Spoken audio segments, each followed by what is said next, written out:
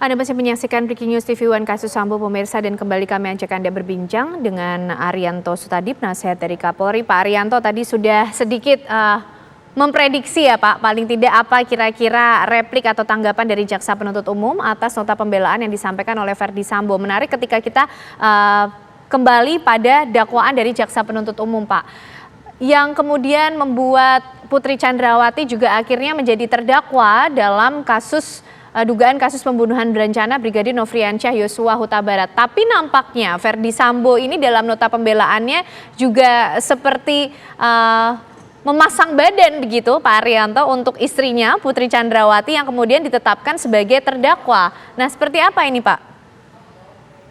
Ya, saya sendiri juga ini memaknai apa yang dimaksud oleh Pak Sambo itu agak bingung ya, karena di satu sisi beliau kan mau bertanggung jawab apa tindakannya itu.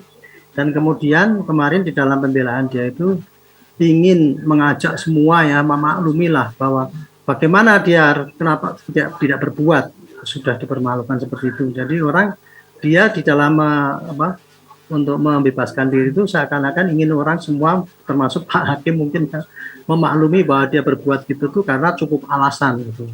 Dan yang kedua, dia tidak merencanakan, tapi waktu itu seketika terjadi, yaitu ketika dia mau mampir ke Duren 3, tiba-tiba kok lihat Yosua gitu yang tadinya mau dikonfirmasi malam, kemudian ternyata dilakukan hari itu, sehingga dia tidak ada unsur perencanaannya. Dan kemudian ketika dia bikin skenario itu seakan tembak menembak itu karena kecerdasan dia, karena kok dia maunya hanya suruh memperingati kok riset menembak, maka demi untuk melindungi dia bikin skenario itu seakan-akan dibikin situ. Tapi dari fakta pengadilan persidangan yang lain kan itu tidak terdukung gitu. Jadi intinya Pak Sambo kemarin ingin membebaskan diri atau ingin meringankan diri itu dengan cara bahwa ini semua tanggung jawab ya, sama semua yang lain jangan dipersalahkan, saya lah bertanggung jawab, termasuk istrinya itu kenapa sebagai korban kok kemudian malah dijadikan pesakitan kan gitu kan, makanya dia berbuat ingin mempertanggungjawabkan semuanya itu.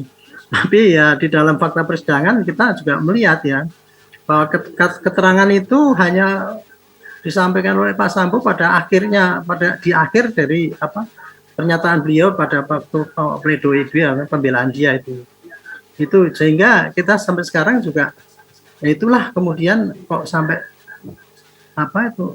begitu bersikukuh ya bahwa dia itu ingin mengatakan bahwa apa yang dilakukan itu diminta untuk bisa dimaklumi gitu, sehingga tidak patut kalau dia dianggap sebagai suatu penjahat kan, kemarin kan gitu kan, saya sebagai dianyalkan sebagai penjahat yang kejam gitu dan sebagainya. Sementara masyarakat semua waktu itu begitu kejadian udah langsung mengecap dia tuh sangat ya semacam kayak gitulah gitu. Itu yang terjadi di dalam persidangan ini ya kalau saya lihat itu. Makanya itu saya pikir ya bagi jaksa sebetulnya ya mungkin ya tidak begitu sulit untuk mematahkan pledoinya Pak Sambo ini karena didukung dengan fakta persidangan yang ada. Tapi yang unik nanti kalau di dalam Putri itu lucu nanti kan, tapi mungkin akan kita bahas nanti aja kalau kita bicarakan mengenai Ibu Putri.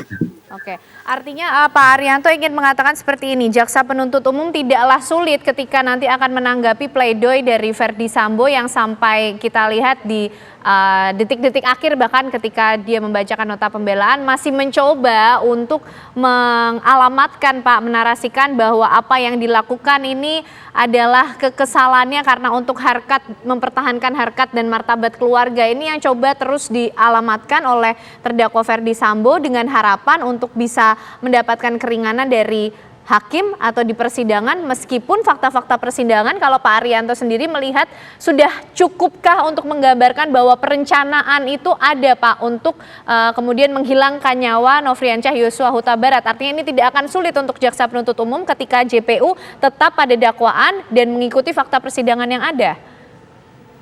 Ya, jadi nanti ini mungkin akan sangat tergantung pada Bapak Hakim ya di dalam memaknai fakta persidangan yang ada. Karena di dalam persidangan itu, kalau kita mengikuti apa yang disampaikan oleh Richard itu, dan pakai logika saja ya, itu kan Pak Sambo mengatakan kan bahwa dia itu berbuat gitu karena apa? istrinya dilecehkan. Kapan melecehkannya? Tanggal 7 di Magelang. Berarti kan dia kan tersinggungnya itu sudah sejak tanggal 7 itu mendengar berita itu. Ditambah lagi ketika istrinya pulang mengadukan pada itu.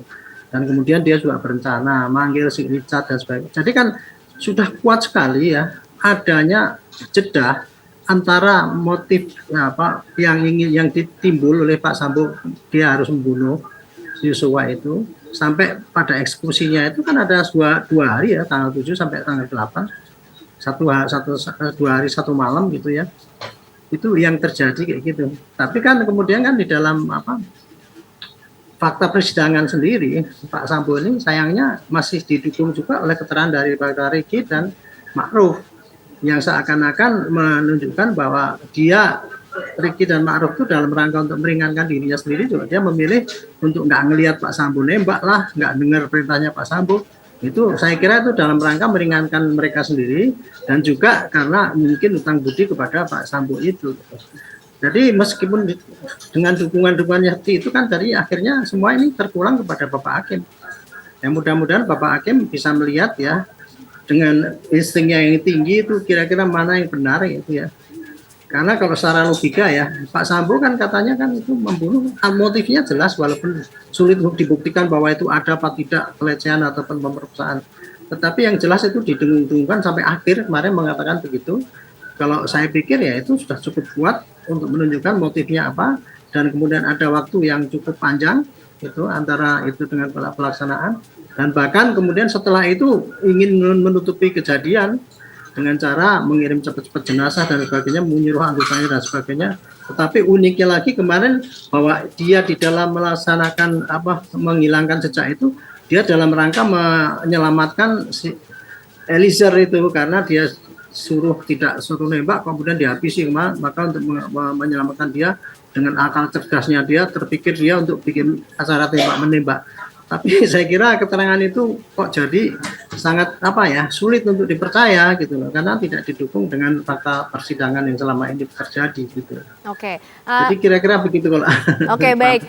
Baik Pak, kalau mungkin untuk Ferdy Sambo nampaknya tidak akan sulit untuk jaksa penuntut umum, tapi bagaimana dengan Ricky Rizal dan Kuat Ma'ruf, Pak Arianto yang sebelumnya dituntut oleh JPU masing-masing 8 tahun. Dalam pledoinya Kuat Ma'ruf menyampaikan ia bahkan merasa tidak tahu apa yang sebenarnya terjadi. Kemudian Ricky Rizal juga menyatakan bahwa ia hanya mengamankan, tidak mengetahui juga tentang perencanaan. Cukupkah poin-poin tersebut yang sebenarnya juga sudah sempat disampaikan di dalam setiap persidangan untuk kemudian mendapatkan mungkin nanti keringanan di depan persidangan oleh hakim atau akan ditanggapi seperti apa oleh JPU? Apakah sekiranya narasi-narasi yang disampaikan oleh JPU nanti tanggapannya ini akan tetap pada tuntutannya juga Pak Arianto? Ya, saya pikir kalau kepada yang Kuat Ma'ruf dan kemudian kepada Ricky Rizal itu kan dulu kan dipaksakan bahwa dia itu ikut merencanakan kan gitu ya. Tapi di dalam fakta-fakta persidangan yang untuk mendukung bahwa dia itu ikut merencanakan itu kalau yang dari saya amati ya, entah kalau saya salah ya, itu kayaknya kurang mendukung itu fakta persidangan bahwa dia ikut merencanakan. Bahkan di dalam eksekusinya dia kan tidak ikut, dia tidak ikut ngapa-ngapain, cuman dia berada di sana gitu. Kemudian ya, terus tuduhannya kan kenapa kok di sana tidak melarang, itu kan akhirnya kan cuma itu doang unsur yang bisa dikenakan dia. Sedangkan kalau untuk perencanaan seperti Ricky itu dulu dia menyelamatkan senjata, kemudian itu dalam rangka itu antara Kuat dengan Yosua, itu kan si Ricky berdalih begitu. Tapi dituduhkan seakan-akan itu sudah ikut merencanakan mau memusuhi Yosua, seakan-akan gitu. Yeah. Jadi kalau pada si Kuat Ma'ruf dengan Ricky ini, saya pikir di dalam fakta persidangan juga tidak banyak fakta yang mendukung bahwa dia ikut merencanakan ya gitu. Paling dia tahulah bahwa Pak Sambo itu merencanakan, mungkin gitu ya. Hanya dia tahu bahwa Pak Sambo marah, kemudian dia akan berbuat kepada Yosua, tetapi kan dia tidak bisa berbuat apa-apa. Itu mereka mengelak bahwa itu tidak bisa dimasukkan di dalam suatu membantu. Kalau kemarin Pak Jaksa itu bilang itu bukan menyerta tapi membantu, jadi hukumannya lebih ringan. Jadi memang kalau secara ini ya kasat mata itu ya seakan-akan kepada Ricky dan si Kuat itu memang patut juga dikenakan hukuman, tetapi karena ketidaktahuan dia dan tidak ada niatnya dia untuk merencanakan, dan kalau niat supaya Yosua itu mati mungkin ada ya, mungkin karena kebencian mereka si Mark mungkin, karena dia saingan dengan itu. Kemudian si Ricky dia pernah katanya si Yosua si Eliezer itu mau saya tabrak, jadi mungkin dia punya pikiran si Yosua itu benci lah gitu, tapi kan tidak ada pikiran untuk membunuh dia. Dia hanya mengharapkan dia itu mati tapi tidak ingin membunuh. Jadi kan itu kan kalau menurut pikiran kak saya nggak bisa dia dimasukkan di dalam rencana membunuh, apalagi ikut serta membunuh kan gitu. Hanya dia tidak berbuat apa-apa. Nah, karena ya memang kejadiannya yang di depan mata dia itu. Tetapi karena keterikatan mereka itu kepada Pak Sambo, dan yang kedua untuk dalam rangka untuk meringankan mereka itu, mereka memberikan keterangan yang kira-kira meringankan Pak Sambo dan otomatis nanti akan meringankan dia gitu. Jadi kalau pada yang dua ini saya pikir ya nanti itu apa, tuntutan itu kelihatannya dengan hukuman, saya nggak ngerti ya ukuran itu adil apa enggak dengan tuntutan 8 tahun. Menurut saya kepada mereka itu tidak bisa dikenakan pasal bahwa ikut serta di dalam 340-nya. Termasuk juga dengan 338-nya itu. Paling pol cuman ya bisa membantu itu hanya membiarkanlah, seakan-akan gitu, membiarkan itu terjadi di depan dia tanpa dia berbuat apa-apa, seakan-akan gitu. Tapi mereka kan bisa berdalih, dia kan bawahan. Di situ lingkungannya juga demikian, sehingga dia kalau seperti keterangan Pak Indra Giri itu kan ya seseorang akan cenderung akan membebaskan, membiarkan kejadian yang akan terjadi, pelanggaran yang terjadi, apabila lingkungannya itu ada kuasa itu, peran daripada kuasa itu besar sehingga dia memilih yang itu. Saya kira itu. Ya, Pak Arianto, menarik ketika kita membahas mengenai sikap jaksa penuntut umum yang kalau dari beberapa sidang sebelumnya juga sempat mengejutkan masyarakat dengan tuntutan yang diberikan kepada terdakwa. Nah, bagaimana nanti juga tanggapan dari jaksa penuntut umum? Apakah ini juga akan mengejutkan masyarakat dalam artian jaksa penuntut umum tetap pada tuntutannya, atau mungkin seperti apa, atau mungkin justru bisa menjadi dalam tanda kutip penasehat hukum kedua dari para terdakwa ini? Saat lagi ya Pak Arianto, kita akan membahasnya usai jeda, pemirsa, kami kembali untuk Anda.